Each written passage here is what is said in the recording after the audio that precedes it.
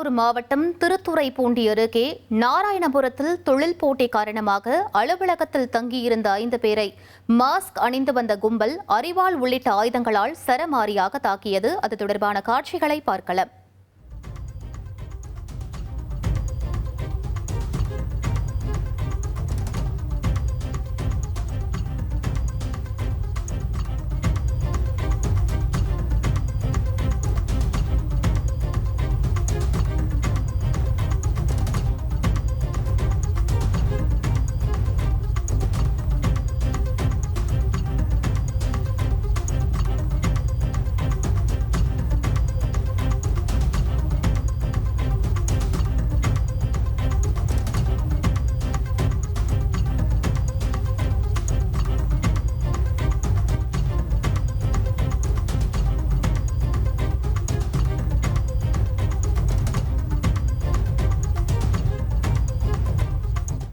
இதில் தேவா, பூபேஷ், பிரவின், புகழ், குமார் ஆகியோர் காயமடைந்து மருத்துவமனையில் அனுமதிக்கப்பட்டுள்ளனர்.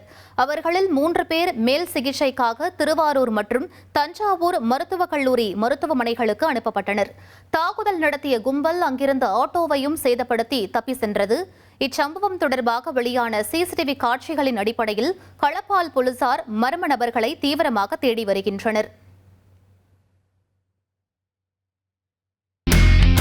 இனி செல்லும் இடமெல்லாம் செய்தி.